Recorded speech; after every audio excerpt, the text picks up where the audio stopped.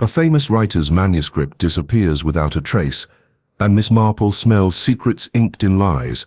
Welcome to Verities Obscures. I am your host, Jack. Tell me, where in the world are you watching from tonight? I always love hearing from this brilliant community. Let's get into the mystery.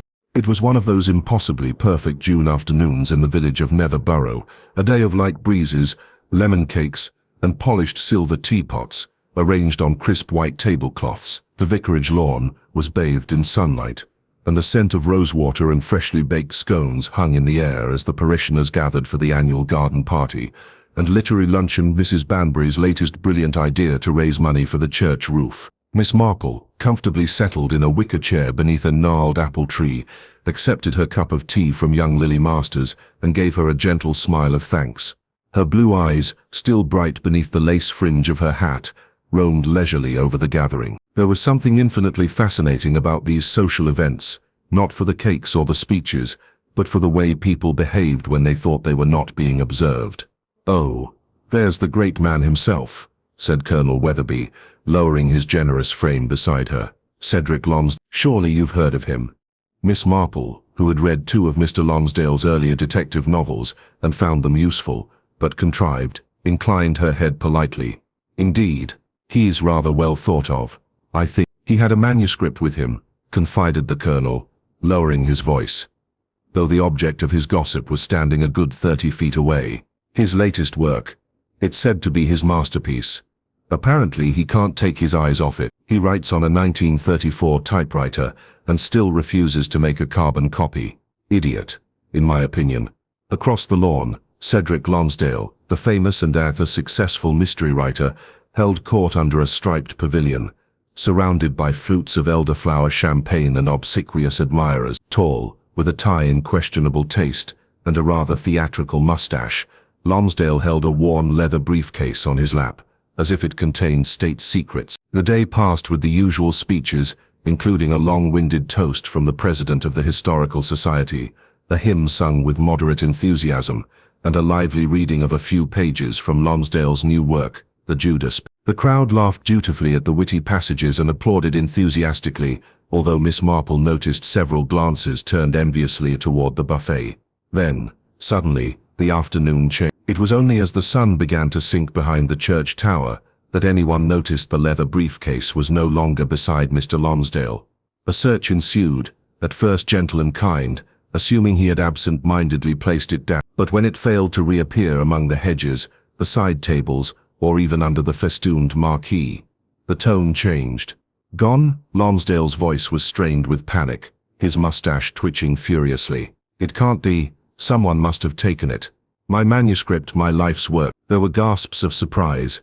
Mrs. Banbury fainted on a chaise longue. Someone dropped a Battenberg tray. Even the colonel, who had just been joking about Lonsdale's exaggerated plots, seemed flustered. "I told you so," said Lonsdale bitterly, turning to the vicar. "I told you so," said Lonsdale bitterly, turning to the vicar. "I told you it was unwise to bring it here. That manuscript is worth more than a small fortune. You might as well have left the crown jewels on the tea table." Miss Marple sipped her tea imperturbably. Her gaze lingered not on the distraught author, but on the gathered crowd, the Reverend's clenched hands, a spark of interest in Lily's usually passive face, and the peculiar calm in the eyes of Harold Binks, the local stationer, who had been strangely silent all afternoon. No one had seen the theft. No one had noticed anything. But Miss Marple, who had lived long enough to know that appearances were almost always deceptive, held that moment to herself like a stray threat. After all, she reflected, a stolen manuscript didn't seem like the most serious crime, unless someone was prepared to kill for it. The disappearance of Cedric Lonsdale's manuscript sent rumors swirling through the village of Netherborough, like the wind across a pond. By early evening, speculation had become feverish. Teacups were left half full, sponge cakes uncut, and even the church raffle table was deserted, its precious lavender sashes, a bottle of sherry, and a framed watercolor from the vicarage unclaimed and entirely ignored. It wasn't every day that a scandal of literary proportions descended on their sleepy little village. As dusk fell and the last folding chairs were collected, groups gathered under hedges and by flower beds, their voices low, urgent, conspiratorial. "Vanished, you say?" "Just like that," whispered Miss Drury to her neighbor, her bonnet flapping in disbelief. "Right under our noses. I heard he left it in the vestry for safekeeping," said Mr. Parfrey, the old church organist, whose memory was as unreliable as his hearing. "And then it vanished." "That's not what I heard," retorted Miss Letitia Vine, retired housekeeper and self-appointed student of criminal psychology. "He kept the manuscript in that horrible old case all afternoon. He wouldn't even let the girl refill her glass, for fear she might touch it. No, someone must have taken it when his back was turned. Or while he was reading it," added Mrs. Drury, leaning forward. "It would have distracted him.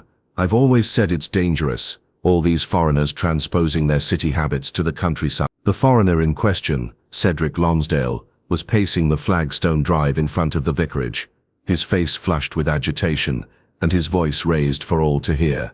A small audience had gathered at a discreet distance, close enough to listen, but not close enough to be drawn into the drama. Miss Marple, discreet as ever, sat a little further back in the shadows, her knitting on her knees, her fingers still, her gaze attentive. "I can't overemphasize the seriousness of the situation," Lonsdale was saying to Inspector Grange, who had arrived in his Morris Minor barely an hour after the alarm had been raised. "This manuscript represents not only a year's work, but also a substantial advance from my publisher. I have never made a copy of it. I am wary of so-called photocopiers." "Very modern," said the inspector, making notes on a leather-bound notepad. "Can you confirm, sir, that you never took your eyes off the briefcase?" "It was with me the whole time," Lonsdale insisted, "until the end of the reading. I placed it at my feet while I signed a few autographs. When I looked down, it had disappeared." The inspector's mustache twitched, a sure sign of intense mental activity. No sign of forced entry into the vicarage, and the marquee was open on all sides. "It could have been anyone." "That's exactly what I meant," cried Lonsdale, gesturing wildly. "Anybody, and what kind of security was there?" "None. Just tea, hymns, and the indifference of a country house." Inspector Grange emitted a low, non-committal grunt, which Miss Marple knew from long observation, could convey either deep suspicion or a sudden craving for a sandwich. In any case, he continued his questions with admirable calm, asking for a list of all participants, a description of the missing case, and the names of anyone seen in the immediate vicinity prior to the disappearance. The vicar, the Reverend Edmund Fothergill, stood nearby, wringing his hands, looking thoroughly bewildered. His poor wife, Mrs. Fothergill, had taken to her bed as soon as the news of the robbery reached her, claiming nervous palpitations, and asking for her salt. "I hope this won't make a bad impression on the church," he murmured to Miss Marple as she approached him, discreetly, her shawl wrapped around her shoulders. "We've never had any trouble before, since the raffle ticket incident." "I dare say it's much more serious than misprinted numbers," said the Reverend Miss Marple gently. "I quite understand your concern. You don't suppose he hesitated? You don't think it was someone from the village?" Miss Marple didn't answer at once. She looked around the darkening lawn. Most of the guests had gone home, though a few lingered. The Colonel and his wife, talking to the stationer, Mr. Binks, young Lily Masters, folding tablecloths with mechanical precision, and Miss Letitia Vine, still deep in discussion with Mrs. Drury. "I believe," said Miss Marple at last, "that people are the same everywhere, Reverend. Whether they live in London or Nether Barrow, they are driven by very similar motives: pride, envy, fear, and sometimes a desire for revenge." The vicar looked slightly alarmed. "Don't worry," she added reassuringly. "I think it will all be cleared up shortly." Meanwhile, near the marquee, the conversation had taken a different turn. Colonel Weatherby, whose knowledge of the crime came mainly from the war and a penchant for the Times crossword puzzle, had formulated a theory. From the inside, obviously, declarative. Someone who knew the lay of the land. "I'll bet on that young man helping to put away the chairs. What's his name? Alfie. Shifty eyes, always muttering. Classic signs." "Nonsense," said Mr. Binks with a dismissive nod. "If it were anyone, it would be Lily Masters. A quiet girl, certainly, but desperately in need of money. His mother's medical bills, and the brother who had that business in North Shady, I think." "That girl wouldn't hurt a fly," muttered Mrs. Weatherby. "It's probably a publicity stunt. Writers do these kinds of things to get attention."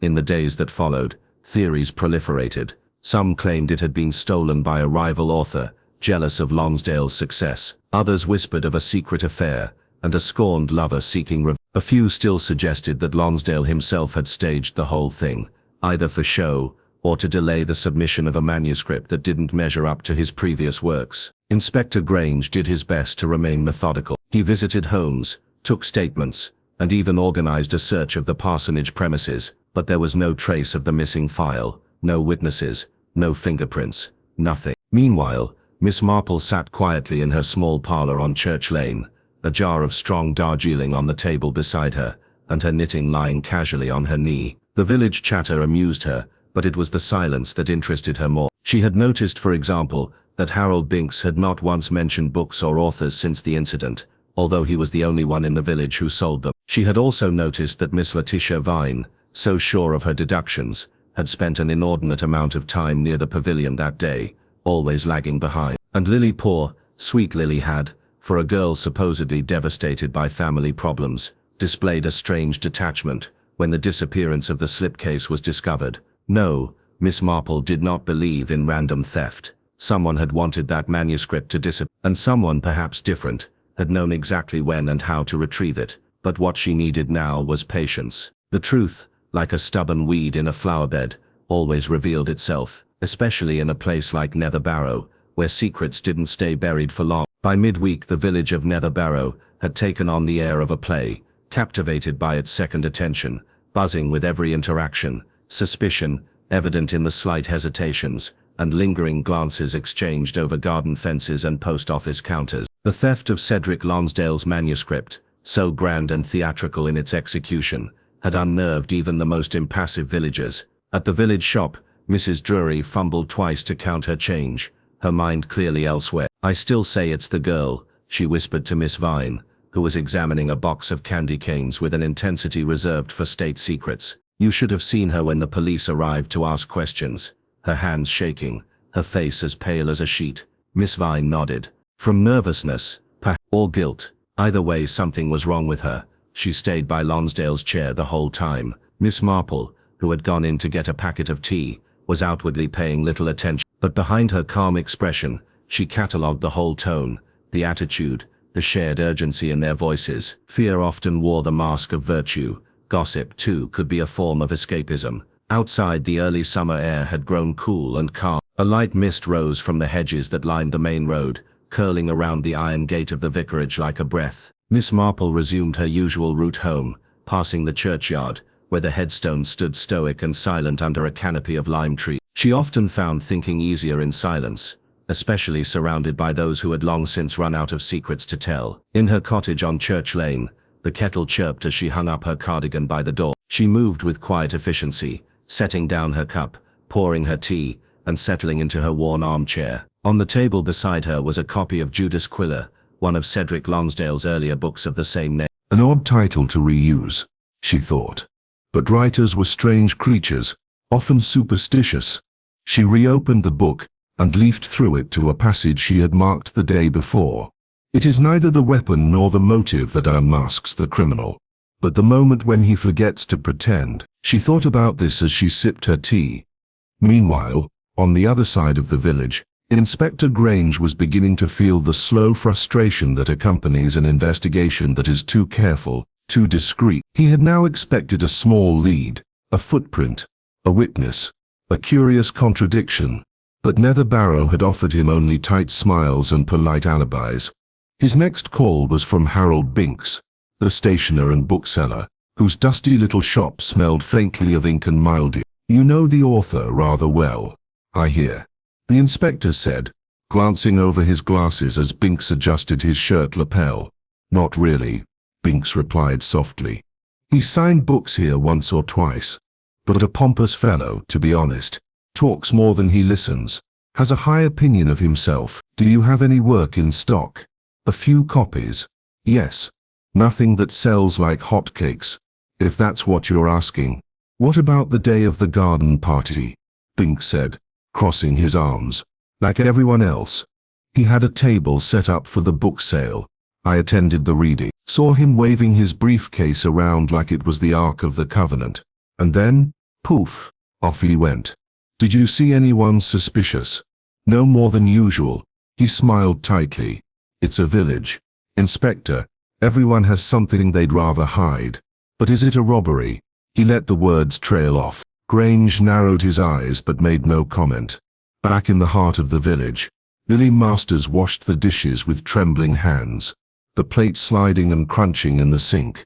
Her mother, ill and increasingly worried these days, called her weakly from the next room. "I'll be right there, Mum," Lily murmured, wiping her hands on her apron. Her world had shrunk to this small kitchen, to the weight of expressed fears and whispered conversations. She hadn't taken the manuscript. She hadn't even touched the briefcase. But that didn't seem to matter when everyone was looking at her as if they knew something she didn't. She thought of Lonsdale's strangely intense stare after the reading, had suspected her, even then. In the church hall, Reverend Father Gill sat with his hands clasped, a Bible open before him, though he wasn't reading. Miss Marple sat opposite, her hands carefully clasped, an expression of gentle concern. "You look troubled, Reverend," she said. "I am Miss Marple, deeply. This incident has given rise to more than rumors. I fear it may tear something fragile in the community." "Yes," she replied softly. "These sorts of events happen often." He looked up, his eyes grave. "You've seen them more often than I have. Do you think it's someone we know?" Miss Marple nodded slightly. "It's almost always someone we know, Reverend. The world is seldom visited by mysterious crimes. Most misdeeds are of a domestic nature." He was silent for a moment. "Will you speak to Lily, if she wishes to talk?" Miss Marple said softly. "But she must not feel obliged. People often say more by silence than by words." She rose then, gave him a faint smile, and turned towards the door. The village was quieter than usual when she left. Even the birds seemed calmer, as if they too were waiting for something to move. Later that evening, Inspector Grange returned to the vicarage for a final round of questioning. Cedric Lonsdale was pacing again, agitated and impatient. "You must have something," he snapped. "This is absurd. It's been I understand your frustration, sir," the inspector said, "but there's not much to say. I've interviewed everyone who came within 5 feet of you that afternoon. No witnesses, no evidence. So look for them," thundered Lonsdale. "Search their houses, their drawers, their attics. He must be somewhere." Miss Marple, who had arrived quietly a few moments earlier, cleared her throat.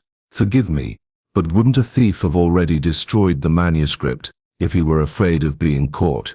Everyone turned to look at her. Lonsdale's face reddened. "I suppose so," he murmured. Miss Marple tilted her head thoughtfully. "So if it hasn't been destroyed," she said quietly, "it may still be nearby." The inspector raised an eyebrow. "And why steal a manuscript to keep it nearby?" "To make it disappear," she said simply. "But not forever. Just long enough." Lonsdale sneered, but the room was silent. Miss Marple said no more. She didn't need to. Things were turning slowly in the minds of those present. Outside, the mist was thickening again, and somewhere, perhaps behind a cupboard door, or under a board, or hidden in a hollowed-out book, the missing manuscript was waiting to be found, or to be used. The next morning brought a thin veil of fog, and the metallic song of jackdaws across the rooftops of Nether Barrow. The village stirred slowly, its inhabitants enveloped in a shared unease that lingered like smoke after a fire. There had been no breakthrough in the case, no miraculous reappearance of the manuscript, and Inspector Grange's official tone had taken on a weariness perceptible even to those who ordinarily paid little attention. In the front room of Cedarview Cottage, Miss Marple sipped her morning tea, her gaze moving slowly from the newspaper on her lap to the tiny crack in the wall where a spider was spinning its web with dogged determination. It reminded her, once again, how often the importance of the quiet, discreet spaces where the truth took root is underestimated.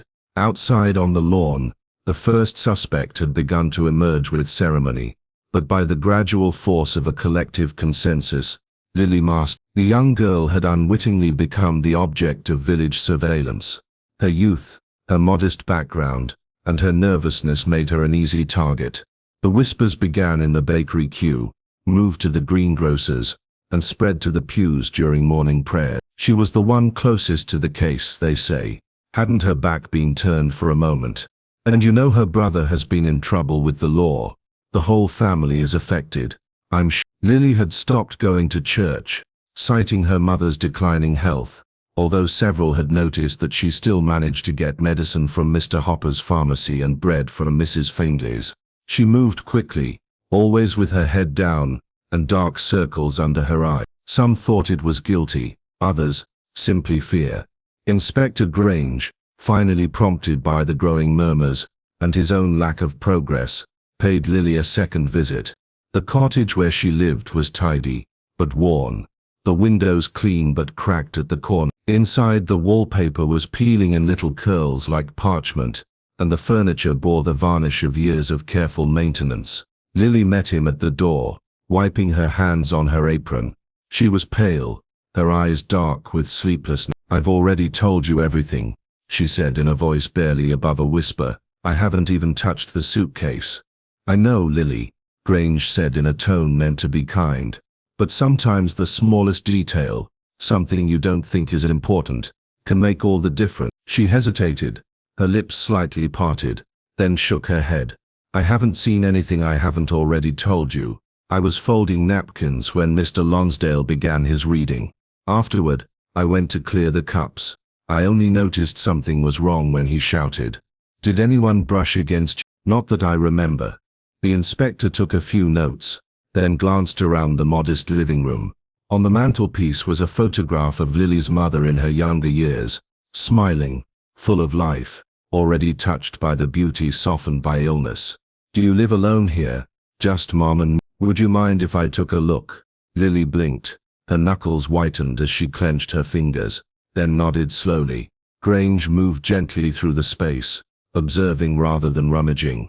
There was no sign of an expensive manuscript hidden in drawers or under bed, just ordinary things.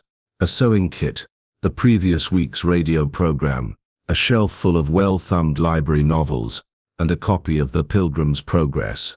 When he returned to the living room, Lily was standing stiffly, as if her body was stretched taut by an invisible thread. "Thank you," he said finally. "You've been a great help." After he left, Lily sank slowly into a chair. Her mother's voice called to her faintly from the bedroom, but she didn't get up immediately. Meanwhile, Miss Marple was heading towards the churchyard, where Harold Binks was tending a small memorial garden dedicated to a former choir mistress. He looked up as she approached, putting down his trowel. "Good morning, Miss Marple. Fancy getting back on your feet?" "Oh yes," she smiled. "A habit I find hard to break. The morning air clears the mind." He nodded politely, wiping his hands. "What a deal, this manuscript business," he said. "Indeed," she replied. "You were near Mr. Lonsdale's lodge, weren't you?" Binks hesitated. "Well, yes. I had set up a table of books nearby, and you heard the reading, parts of it. Although I moved away towards the end, I thought I saw someone near the church gate, looking suspicious." "Oh?" Miss Marple tilted her head. "Did you tell the inspector?" He looked slightly uncomfortable. He didn't seem important at the time, just a young boy loitering. "It could have been nothing. Names are less important than moments," she said softly. "Where you are, and when, the order of events." Binks nodded, but his expression remained guarded. Miss Marple offered him a gentle smile. "You must miss your dear wife. It's been nearly 3 years, hasn't it?" Her face tightened, then relaxed. "Yes. Not a day goes by. She always said you had the best memory in the village," she added, watching him closely. Later that day, Inspector Grange visited the Weatherby. Colonel Weatherby received him with exaggerated formality, ushering him into the parlor while his wife set about the tea service.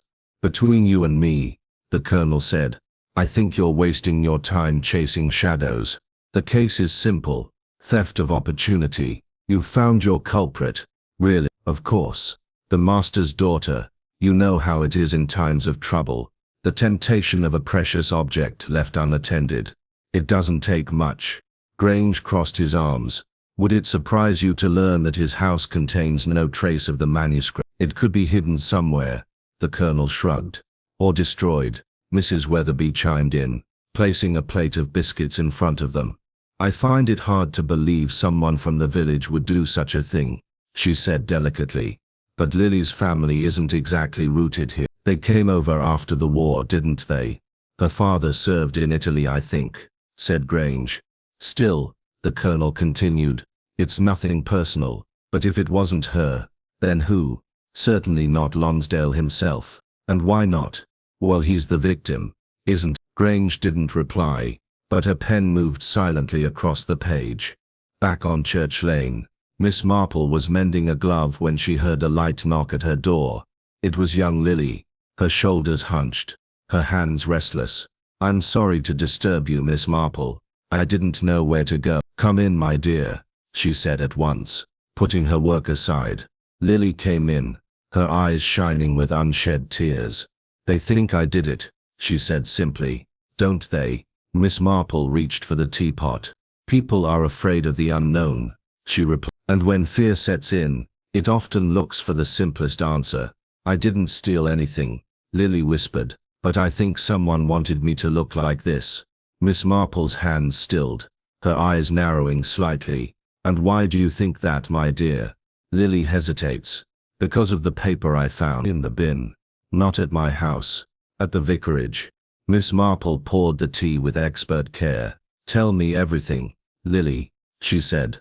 Start at the beginning. Outside the wind picked up, stirring the ivy along the garden wall, and somewhere, beneath the surface of village life, the truth began to emerge. The rain had fallen gently during the night, leaving the village of Netherborough gleaming in the grey morning light.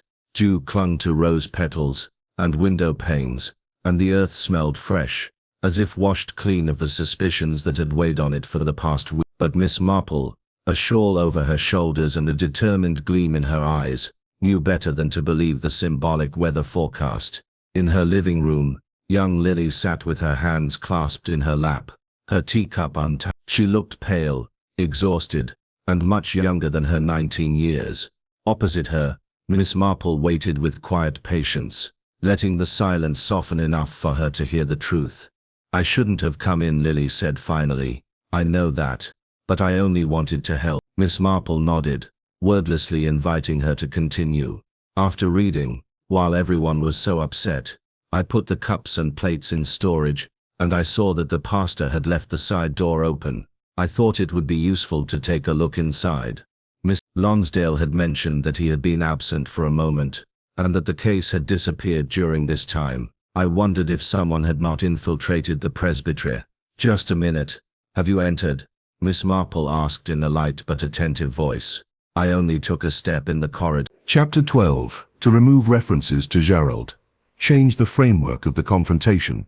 Perhaps the station instead of the mill. Last page. The knife or the fall.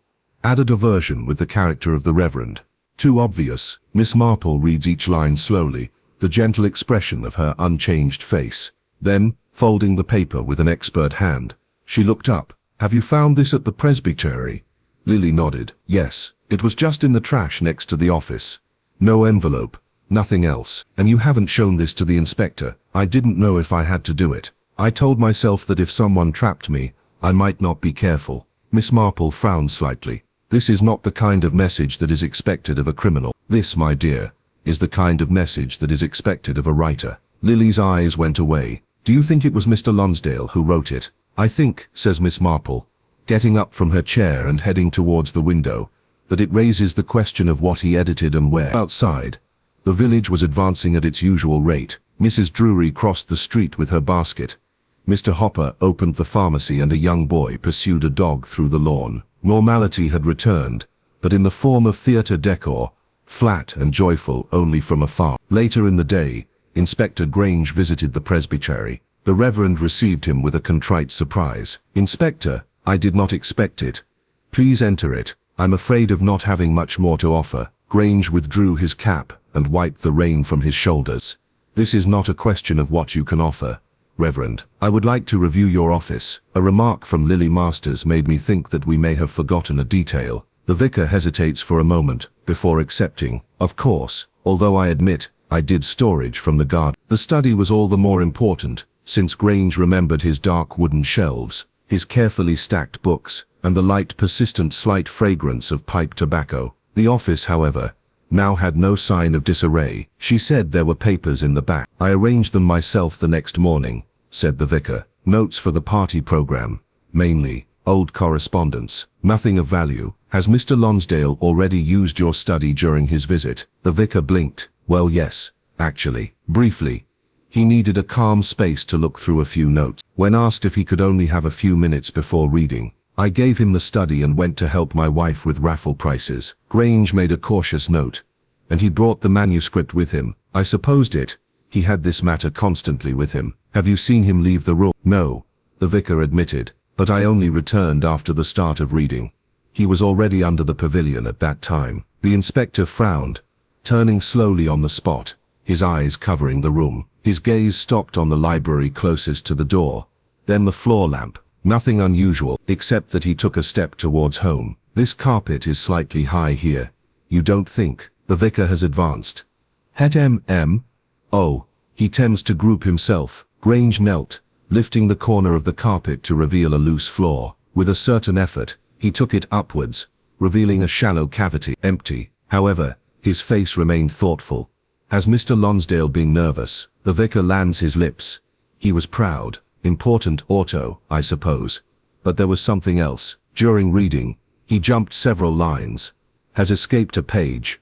I thought it was just nerve. Grange got up, brushing your hands. It could have been more than that. Back at Cedar View, Miss Marple placed the note that Lily had given her in a marked envelope, to be opened only if necessary. It was not proof in the legal sense, but in the world of the mysteries of the village, she had found such small quirks more revealing than the fingerprints. She sat down quietly for a while, looking at the clock to check on the fireplace. His thoughts persisted on the mention of the name Gerald, in the list of strangely specific modifications and references. There were no Geralds in the novel that Lonsdale had published 2 years earlier. She had read it only 15 days ago, at the recommendation of the vicar. So who was Gerald then?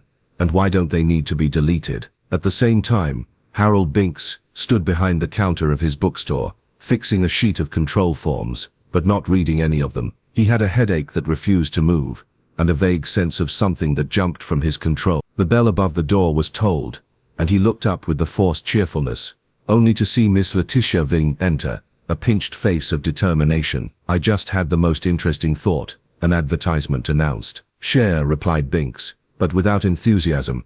I believe that Miss Lonsdale organized everything. The flight, the drama, all this. Really? Said Binks. And what will win? Advertising, of course. And delay. What if the manuscript did not exist? He looked at her. But he read it. Does he? She asked. Or did he read something else? Something older. Recycle. Writers are delicate creatures. Binks gave half a delay. You go completely the conspirator, Miss Vine. But her theory, absurd, even if she sounded, planted a seed. On the other side of the village, the rooms moved. A thrown note, a loose floor, a deleted name of fiction. And Miss Marple, calm like never, waited for the last index to put in place. The next 2 days in Nether Barrow were spent with a deceptive calm, the genre that comes before a storm. But below the surface, the sharp conversations, the eyes have become heavier, and the mystery of the disappeared manuscript refuses to fade from the spirit of the villager. The local rhythm at 4 years old, shopping at 10 years old.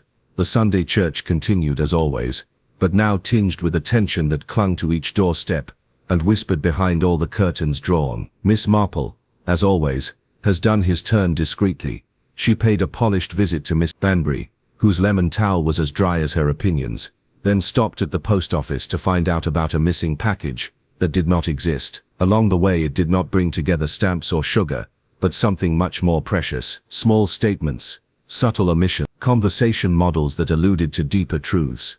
It was by passing in front of the presbytery, however, that she met something completely unexpected. Harold Binks. He stood near the old yew of if, speaking in low tones with someone half obsessed behind. Miss Marple immediately recognized the soft voice. The exchange ended suddenly when Harold noticed it. He straightened up, cleared his throat, and offered a quick wave. Miss Marple, good morning, isn't it? Very well, she replied gently.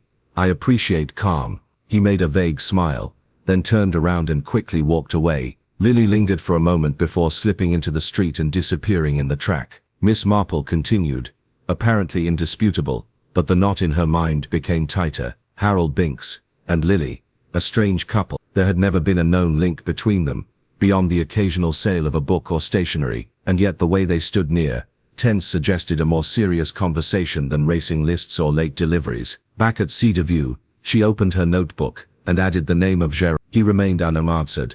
That evening, the Inspector Grange arrived again at the presbytery, not to speak to the Reverend this time, but to ask for a second word with Cedric Lonsdale. The author, who had taken a temporary residence in one of the guest rooms, praised the inspector with a mixture of irritation and theatrical despair. "I hope you have something, Inspector. A new advance." My editor pesters me every day. I have a few things, Grange replied calmly. Trivial details. Maybe not. Lonsdale, dressed in a silk dressing gown and smelling faintly of pipe tobacco and shaving lotion, sank into an armchair with a sigh. I'm ready to hear declarative answers. Declarative, whatever they may be. Good, Grange said, withdrawing his notebook. Tell me, if you will, about your time in the study before the reading. Lonsdale raised an eyebrow. Have we talked about this before? Do me a favor. The author took a deep breath. I sat for a moment. I gathered my thoughts. I scanned my pages. I didn't leave the manuscript there, if that's what you're implying. It came with me to the marquee, and at no point did you deviate from that path. No, said Lonsdale sharply. Why? Has anyone seen otherwise? Grange leaned back. There's been speculation. Rumors, in fact, that you've exaggerated the progress of the manuscript. Some say you've used old material for the reading. Lonsdale's eyes narrowed. I don't like village gossip, Inspector. The manuscript is genuine. I worked on it for a year. Why would I lie about it? I don't know. Maybe the pressure, the deadlines, the expectations. If you were behind with your work, that's absurd, retorted Lonsdale, rising from his chair. You think I staged this? That I've somehow eliminated my own manuscript? What's in it for me? Sympathy, an extension, publicity. Lonsdale's face turned crimson. I won't stand here and be accused. If you have evidence, present it. If not, I suggest you look into the real criminals in this village. This master's girl, for instance. Lily's name keeps coming up, said Grange coldly, and yet nothing in her life suggests the resources or motive for such a crime. The perpetrator stared at him for a long time, then sat back heavily. Are we finished? For now, said the inspector. But his thoughts persisted long after he had left the vicarage. Elsewhere in the dark kitchen of the master's cottage, Lily sat opposite Miss Marple, wringing a dishcloth in her lap. I didn't want to talk to you about Mr. Binks, she said quietly. I didn't know if it was important. It often is, said Miss Marple. Lily hesitates. He's helped us a little discreetly. A few errands now and then. When Mother went bad last winter, he paid the doctor. He said it was a loan, but I don't think he expected to get it back. I see, Miss Marple said quietly, but I haven't seen him since the garden party. Not really, until this morning. He told me not to worry, that it would all be over soon. And how did he seem? On edge, Lily replied, as if he wanted to say more, but couldn't. Miss Marple thought, a well-to-do man, a secret act of charity, and now a mysterious conversation with the most convenient scapegoat in the village. She began to suspect Harold Binks knew more than he was letting on. At the bookshop, Miss Letitia Vine was also causing a stir. After much thought and several cups of very strong tea, she had decided to confront Mr. Binks herself. I've been watching you, she said, approaching the counter. You've been distracted, agitated. You were avoiding people. Binks blinked. Hello, Miss Vine. I think you know more than you told the police. About the manuscript. About Cedric Lonsdale. Binks exhaled, putting down a stack of new arrival. Letitia, if you must know, I don't think Cedric wrote the book. She stared at him. What? I think he stole it, or borrowed it, so to speak, from someone else. Miss Vine's eyes widened. Who? Binks looked toward the back of the shop. I'm not entirely sure about that, but I've seen this list before, the one the inspector found. Have you? He nodded. Or something very similar. Cedric had submitted a sample chapter to my cousin's literary agency last year. The changes were almost identical. But the letter wasn't addressed to Cedric. It was addressed to Gerald Langley. Miss Vine's mouth opened slightly. Gerald. The name in the notes. Binks nodded. He was an aspiring writer. I live in Bristol. Died in a car accident 6 months ago. I only made the connection this week. And Lonsdale, I must have seen his work. I stole it. I claimed it as my own. Miss Vine took a sharp breath. That's why he must have made it disappear. And now someone else knows. Binks added. Someone who wants to make him pay. At that moment, outside the shop, Miss Marple stopped by the window, watching Miss Vine's face change from disbelief to something close to horror. She smiled weakly. The manuscript may have disappeared, but secrets, it seemed, were beginning to surface. It was the following evening that the calm of Nether Barrow shattered. The news came not as a cry of alarm or a clap of thunder, but as something quieter and more frightening. A scream in the darkness, quickly hushed, then the sound of footsteps on cobblestones. By morning, the whole village was in turmoil. The vicarage had been burglarized, not ransacked in the chaotic manner of burglars seeking valuables, but disturbed with quiet precision. Drawers were opened, but not emptied. Papers shuffled. A safe in the corner was pried open and left hanging, its contents untouched. There was no sign of forced entry. No valuables were missing. Only one thing, it seemed, had been tampered with. Cedric Lonsdale's bedroom. The perpetrator's door had been left ajar. His clothes remained. His suitcase still locked at the foot of the bed, but the wardrobe had been opened and the drawer under the desk had obviously been ransacked. Most curiously, however, was the singular absence of Cedric Lonsdale himself. He had vanished. Inspector Grange arrived at the vicarage within the hour.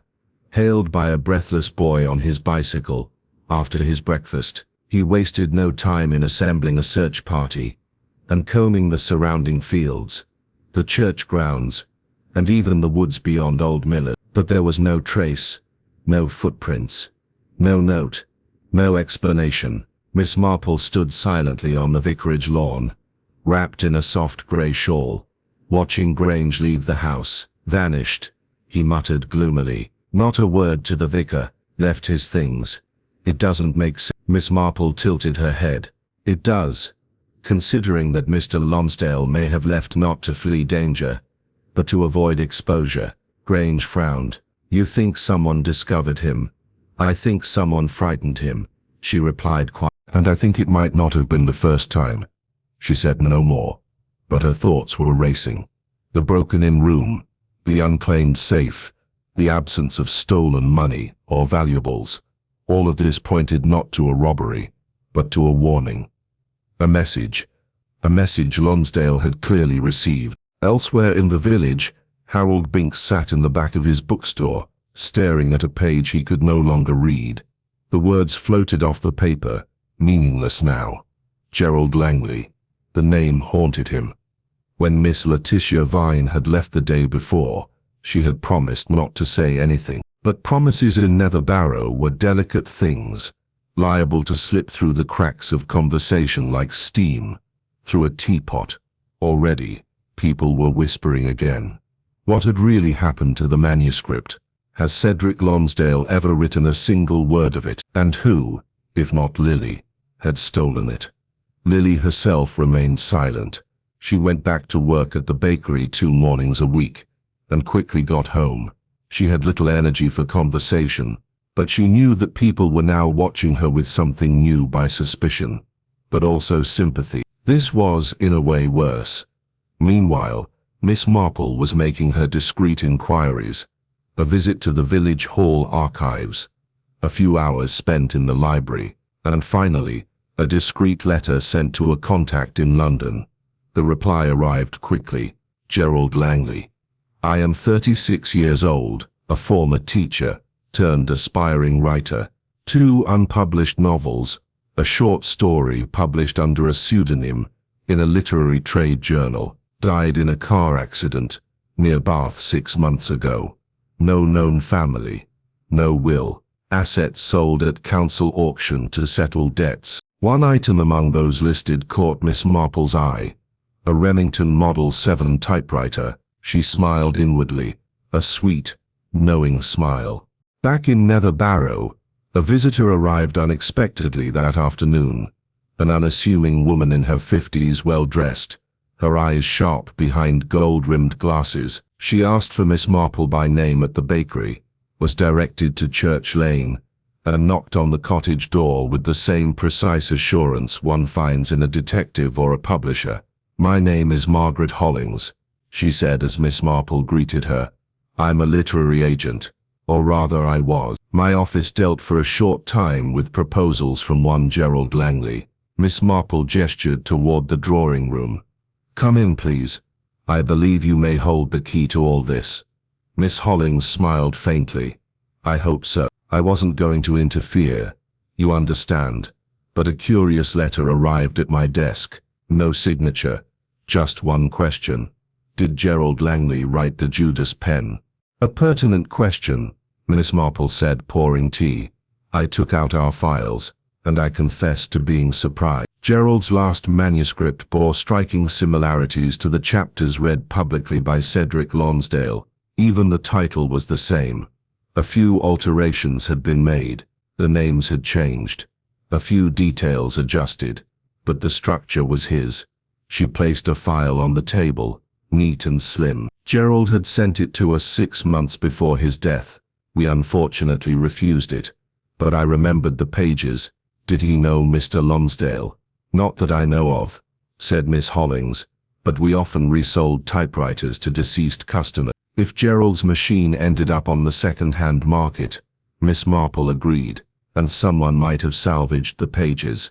A curious man perhaps, looking for inspiration, or perhaps just something to steal." "Precisely." They drank their tea in silence for a few moments. "And Cedric?" asked Miss Hollings. "Gone," said Miss Marple. "Gone into the night. But I suspect he's not far away." That night the wind howled through Nether Barrow, rattling the shutters and tearing down the rose trellises. In the vicarage, the Reverend couldn't sleep, and in the empty bookshop, Harold Binks sat staring at the same point on the wall, as if he might do so to reveal something he had long since buried. And it was that same night, at the hour when only foxes and insomniacs prowled, that Miss Marple took a quiet walk. She passed the church, followed the path behind the old stone wall, and stopped outside the derelict barn at the edge of the field. It was seldom used except for storage, but a light flickered there that evening, a single lantern. She approached, silent as inside, crouching over a makeshift desk made of crates and cloth, was Cedric Lonsdale, unshaven, gaunt, wild-eyed. The manuscript, or what was left of it, was spread out before him. He was baptizing pages with a desperate hand, restoring lines, muttering to himself. Miss Marple didn't interrupt her. She simply watched. Then she turned around and headed back toward the village. The next morning she left a note for Inspector Grange. It simply said he'd never written to her, but he's writing it again now, not out of guilt, out of fear. He knows someone is watching him, and someone was. In Nether Barrow, secrets never stayed hidden for long. The day after Miss Marple's twilight observation, Nether Barrow woke to a curious sense of stillness. It was the kind of deceptive silence that so often preceded a revelation. The village seemed to breathe, suspended, waiting for the final piece of a puzzle to fall into place. Miss Marple, always a morning person, sat at her kitchen table, with her breakfast of boiled eggs and croque monsieur, reviewing the notes she had been taking all week before. They weren't official files. He left that to Inspector Grange, but rather an assemblage of impressions, fragments of speech, inconsistencies, in stories told too quickly, or too carefully. On one page, she had written Binks' discreet moneylender, sudden guilt. Letitia's eyes were open, her mouth faster than her brain. Langley the ghost at the heart of it all. Lonsdale fled not from justice, but from judgment. She underlined Harold Binks's name, and put down her teacup. The final test, she thought, must now be applied, not by confrontation, not by exposure, but by observation. A spider, after all, catches its prey not by pouncing on it, but by waiting for it in its web. perfectly still, so she began to spin. That morning she made a leisurely visit to the bookstore. Harold Binks was behind the counter, his gestures precise, but his eyes dark with rings. She had always found it revealing how a man's voice changed when fear crept under his skin. Harold greeted her with the same different politeness, as usual, but now there was a certain stiffness to him, as if every word had to be measured against an invisible standard. "Good morning, Mr. Binks," she said cheerfully. "I was wondering if you could help me locate a copy of the Judas Pet, the original of course, not the missing manuscript." He blinked. "We may still have one copy, although I dare say it's not as gripping as the missing one." "Oh, but that's just it," she said softly. "I find the earlier version rather telling, especially compared to the chapters read aloud at the garden party." She let the words hang, looking up to catch the slight twitch at the corner of his mouth. "It's funny, isn't it?" she continued. "How stories evolve, characters disappear, names change, but some truths just keep coming back." Harold handed her the book without a word, and Miss Marple paid with exact change. As she turned to leave, she paused. "By the way, I spoke to Miss Hollings yesterday, the literary agent." She remembered Gerald Langley very well. Harold's knuckles whiten against the counter, but he doesn't say anything. "I imagine it must be difficult," Miss Marple said. She said, "knowing that a man's work has been stolen, and yet keeping silent. But silence, I've found, seldom protects us for long." She smiled, thanked him, and left, walking slowly and deliberately towards the vicarage. There she found Inspector Grange, deep in conversation with the Reverend, both standing in the shade of the apple tree where, a week earlier, the garden party had begun with laughter and lace napkins. How strange, thought Miss Marple, that such a pleasant scene should have served as a prelude to deception. "Ah, Miss Marple," said the inspector, "I wanted to find you." "Then fate is kind," she replied. "I have something to share. But first, may I suggest a small meeting this evening? Nothing formal, just a few of us. Mr. Binks, Miss Vine, young Lily, and yourself. An opportunity perhaps to reflect. You see, I believe the truth is now within reach. It only needs to be provided with the proper setting." Grange looked at her for a long time, then nodded. "Very well, your drawing room, please." That evening, as the sun dipped beneath the hedges and painted the clouds with touches of apricot and lavender, Miss Marple's modest cottage on Church Lane became the scene of the final act. The group assembled with some confusion. Lily sat quietly by the fireplace, her hands clasped. Miss Vine perched on the edge of the sofa, her gaze alert. Harold Binks stood by the window, his fingers lightly tapping his thigh. Inspector Grange, leaning against the fireplace with folded arms, watched everyone with the watchful patience of a man who had learned to trust the old lady's instincts. "I wanted to thank you all for coming," Miss Marple began, pouring the tea with graceful grace. "This has been a trying week for all of us. A manuscript has disappeared, and with it, trust, innocence and a little security." She handed a cup to Mr. Binks, who took it with a nod, though his hand was trembling slightly. "But I believe the truth is not only possible, but inevitable, if you look closely." Miss Vine leaned forward. "You mean you know who took the manuscript?" Miss Marple smiled weakly. "In a way, but more importantly, I know why it was taken. You see, the manuscript wasn't just a work of fiction. It was, in essence, an impersonation." She turned to Harold Binks. "You knew Gerald Langley, didn't you?" Harold's lips parted. He looked as if he were about to deny it, then closed his eyes, and exhaled. "Yes," he said softly. "We were friends. Once, he sent you his manuscript," Miss Marple said softly. "Or at least, parts of it. To advise you, to comfort you. You believed in his work." "I do," Harold murmured. "And then he died. And suddenly, that same story is presented as someone else's masterpiece. I didn't know it at first, but reading those chapters, it was definitely Gerald's." "Why not speak out?" Grange asked quietly. "I wanted to," said Harold, "but I was afraid it wouldn't matter, that no one would believe me. And then the manuscript was gone, and I thought maybe justice had found a solution. Maybe Cedric was being punished. But no, said Miss Marple. He was hiding. He was trying to rewrite history, to erase what was left of Gerald's voice. Miss Vine gasped. But how had he gotten hold of the manuscript? A typewriter, said Miss Marple. Bought second-hand. Gerald's typewriter. Cedric must have read the remaining pages.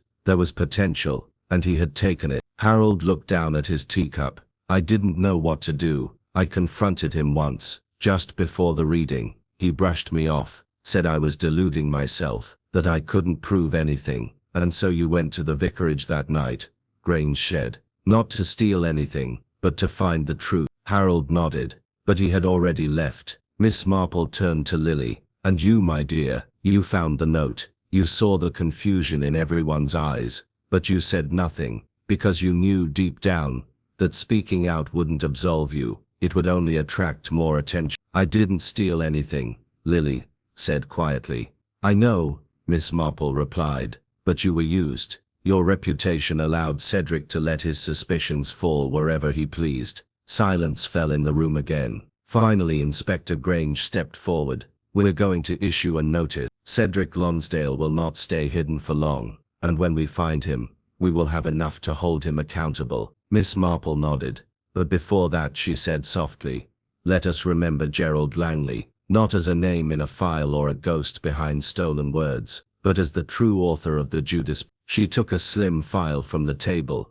and handed it to Harold. I believe this belongs to him. Harold took it, his eyes moist. Outside, the village had fallen silent again, but something had changed, and Miss Marple, always serene, knew that the truth had finally come out. The next morning came with an almost incongruous clarity after the emotional weight of the day before. The air smelled of lilacs and wood smoke, and the birds of Nether Barrow resumed their song with joyful indifference, as if unaware of the truths revealed the night before in Miss Marple's parlor. Inspector Grange was already at his desk at 7:30, a teapot of strong black tea at his side, and a freshly filed sheet of paper in front of him. The week's events, clear in hindsight, had reorganized themselves into a sequence that finally made sense. Miss Marple's revelations had opened the last compartment of a box he had been fumbling with for days. He had already sent a telegram to regional headquarters, asking for help in finding Cedric Lonsdale. Although the man had made efforts to disappear, Grange suspected he would not be gone for long. Vanity had a way of bringing men like Lonsdale back into the spotlight, and now that his illusion had been shattered, it was only a matter of time before he stumbled. By mid-morning, the inspector found himself back at Cedarview Cottage, this time with no questions asked, only appreciation. Miss Marple received him with her usual serenity, dressed in pale blue, her knitting in hand. A new sock, at first glance, was already taking shape under her nimble fingers. I've never seen a case solved so completely in the drawing room, said Grange, settling into the armchair opposite. Oh, I'm not sure it solved itself, she replied softly. It's just that some truths don't stand the weight of silence forever. They burst out eventually, one way or another. You have a remarkable eye, Miss Marple. She shrugged modestly. Not remarkable at all. Just years of people watching church pews, at railway stations, listening more than I spoke. You did more than listen, said Grange. You saw beyond the noise, the distraction. Everyone was focused on what had disappeared, but you sought to understand why it was important. Miss Marple's smile was thin but kind. A disappearing object rarely causes such distress, unless it is endowed with some power, and Cedric Lonsdale's distress, as I noticed from the first, wasn't about loss, it was a revelation. She put down her knitting, and poured them both a fresh cup of tea. Did you know it wasn't Lily? She replied. She was too surprised, not in the theatrical way one adopts when feigning surprise, but with the deep fear of someone used to being blamed. It was in her eyes. She wasn't guilty. She was simply terrified of being presented as guilty. It's not the same thing at all. And Bink, Miss Marple nodded. Mr. Binks carried the weight of the truth with him, but not the guilt of the crime. I've seen her debating him all. At that moment, by the vicarage hedge, when I saw him talking to Lily, I realized he wasn't accusing her, he was trying to protect her. Grange reflected. And the note she'd found, the one in the bin, a stroke of luck, Miss Marple said. Or providence, if you prefer. That was the key, really. Lonsdale's corrections, written in haste. But they told us what he was trying to erase. Gerald's name, the rewritten ending, and even the insertion of a reverend make for a strange diversion, and I think he ultimately chose to get rid of them. The inspector sipped his tea in the manuscript itself. I suspect Cedric initially intended to destroy it, she said, but panic seized him. He couldn't bear to lose what he had stolen, and yet he couldn't give it back without risking being found out. So he hid it, perhaps hoping to get it back later, when the dust had settled. I think he took it to the abandoned barn, thinking no one would think to look. He would have burned the incriminating pages and rewritten the rest in a way that passed for original. But you found it? Yes, said Miss Marple, her eyes wandering, and in that instant, I saw a man unravel, not with the conscience of a thief, but with the desperation of an impostor who knows the curtain has fallen. Grange nodded slowly. I'll post officers along the southern stations. If he tries to run again, we'll catch him. I suspect he'll try to pass himself off as someone else, added Miss Marple. He's rather good at that. They sat in silence for a while. Outside, the wind rustled the leaves of the elm tree that shaded the path. By noon, the news had spread. The mystery of the missing manuscript was solved. Miss Vine was seen at the grocer's, telling the story to anyone who would listen, though as usual, embellished generously. It was a literary forgery, she told Mrs. Drury. A case of stolen genius. And I always said the man had a shifty eye, hadn't I? Lily, however, kept a low profile. She resumed her early morning walks, often stopping at the churchyard or at the edge of the village green. Some of the villagers offered her embarrassed apologies. Others merely nodded in her direction, looking ashamed. But she looked up again. The shadow hanging over her had dissipated. As for Harold Binks, he reopened the bookstore that very afternoon. The windows had been cleaned, the shelves dusted, and in the window, nestled between spy novels and quiet tales of country life, was a small plaque printed in memory of Gerald Langley, a voice now heard. It was subtle, almost easy to miss, but those who saw it stopped, read it twice, and left with a thoughtful expression. And far beyond Netherborough, in a London publisher's office, Margaret Hollings wrote a letter to an editor. Enclosed is the original manuscript of a work called The Judas Quill, written by the late Gerald Langley. We believe that its publication, at last, would be both right and timely. That evening, Miss Marple ate her dinner alone. Cold ham, chutney, and a slice of sponge cake, and listened to the steady ticking of the clock in the corridor. The silence pleased her, not because it meant nothing would happen, but because it meant that the truth, for the moment, had found its place.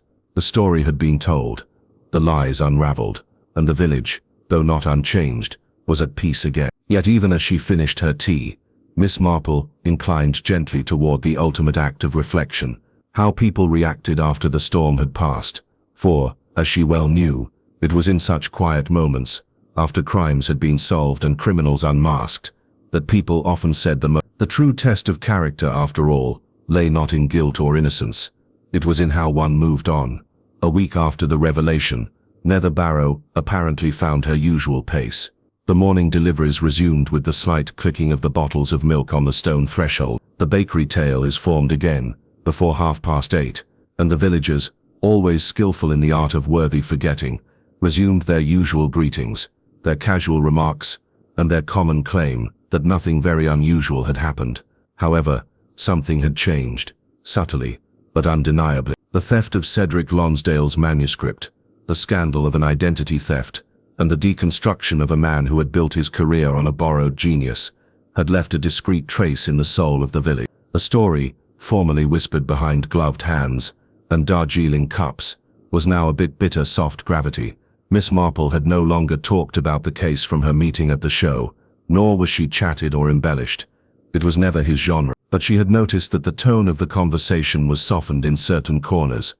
Mrs. Drury was now worried, with a sincere interest in the mother of Lily Masters, or that Miss Vine no longer speculated any more on the types of criminals in the queue at It was the kind of change that cannot be learned, but which is only obtained by confrontation with its own errors of judgment. In the calm of her living room, Miss Marple was sitting with a new copy of the Judas pen, now officially published and freshly composed, the name of Gerald Langley being engraved in fine letters on the cover. The publisher had chosen a simple and elegant design, ivory with charcoal characters, and the story, noted Miss Marple with great satisfaction, had been published exactly as it had been written, without any of Cedric Lonsdale's indiscreet frills. She turned the last page and closed the book, her thumb lingering for a moment on the edge. It was a great story, not perfect, but sincere, the kind of novel that talks about experience rather than ego. And in his imperfections, he revealed something bigger, the soul of a writer who did not need to be the strongest voice of the play to tell the truth. A blow struck at the door pulled her from her thoughts. It was Lily, her carefully buttoned coat and cheeks reddened by fresh afternoon air. She held a small bouquet of blueberries and thyme, attached with a string. "I thought it could please you," said Lily, shy but smiling. Miss Marple accepted the offering with warmth. "They are beautiful, my dear. Thank you. I wanted to thank you, not only for what you did, but for believing. I don't think someone has ever done this before. Not really." Miss Marple makes a gesture towards the kettle. "Enter. The tea has just been infused." Lily entered, taking a look at the backs of the books carefully aligned on the shelves, the tick-tack of the chimney clock, and the sweet order of the room. She sat down near the window and accepted the cup offered. "I thought," she said after a while, "to what happened, to the reason why someone would go so far just to attribute the merit of something that did not belong to them." Miss Marple nodded by sipping her tea. "The temptation to be admired can be terrible, especially when you feel invisible. Do you think they wanted to hurt someone?" "Lily, I think he wanted to protect himself," replied Miss Marple. "And in doing so, he was injured a lot. But I suspect he said to himself that it was justified. This is how deception often gives birth to small rationalizations, which are transformed into something monstrous." Lily remained silent for a long time. "I think I would like to write," she finally said. Miss Marple looked up, with a benevolent look. "So you have to do it. Not because someone else will do it, but because it is important that you do it. And you will see, if it is written with truth, it will always find its way." They discussed for a while, then Lily got up, thanked her again, and left, descending Church Lane with a decided step, with a lighter step than he had been for weeks. That evening, Inspector Grange gives him one last visit, not to investigate, but to discuss. He brought a small brown package, carefully packed and addressed from a familiar and Arachnean writing. From the publisher, explained. "A gift for you, apparently. I preferred to put it back in hand." Miss Marple untied the string, and took off the paper to reveal a copy of the first edition of the Judas pen, signed by Margaret Hollings, and dedicated to Miss Jane Marple, whose insight brings history to the man who lived it. "Well deserved," said Grange, smiling. "It is a beautiful compliment, but I admit, I have always found real people more confusing than fictional characters, and more dangerous," he added. Miss Marple raised her cup of tea as salvation, and more interest. They shared a quiet hour, without saying anything about important gardens, state of the roads, changing mood of time. But below the surface, a tacit agreement past the mystery between them was lifted. Of course, but the lessons persisted. The next morning, the news reached the village that Cedric Lonsdale had been found. He had presented himself in a pension from Oxford, emaciated and dishevelled, trying to publish a revised manuscript under a pseudonym. The owner, with the lively eye and assiduous reader of the Times, had recognized her face thanks to the recent article detailing the scandal, and had alerted the authorities. He did not oppose any resistance. No major statements. What silence? It would be up to justice to decide on its fate. But before local public opinion, he had already been tried and deemed incompetent. And yet, Miss Marple, always attentive to human fragility, experienced a kind of pity for him. Not absolution, but recognition. Because what Cedric sought was not only celebrity, but something deeper, the desperate desire to be recognized. She understood. In a way, we wanted all, deep down, leaving something important behind us. But as she had so often noted, the truth always survived lying. At the end of the week, the bookstore had exhausted its first sending of the Judas pen. Harold Binks, now calmer and more serene, had ordered a second lot. He did not often talk about Gerald Langley, but from time to time, someone surprised him by looking out the window with a gentle expression, as if he remembered a lost and finally honored friend. Miss Vine began to quote the novel in passing, especially the most poetic verses, saying that he had perceived the genius well before everyone else. And Lily began to write in the early morning, sitting on the bench at the edge of the greenery, a notebook on her knees, the sunlight lighting the page. Nether Barrow continued, as the villages do, with its peaceful rhythms, and its murmured secrets, its dancing teas and its floral exhibition. But those who had been present will remember the summer of the missing manuscript, and the truths that are revealed under a varnish of lace tablecloths and lemon cake. And Miss Marple, wise and discreetly vigilant, knew what few others knew. The most dangerous crimes were not those committed with knives or poison, but those born from pride, masked by charm, and buried in silence. She returned to her garden, to her knitting, to the simple pleasures of a tidy life, but she never ceased to listen, and she never ceased to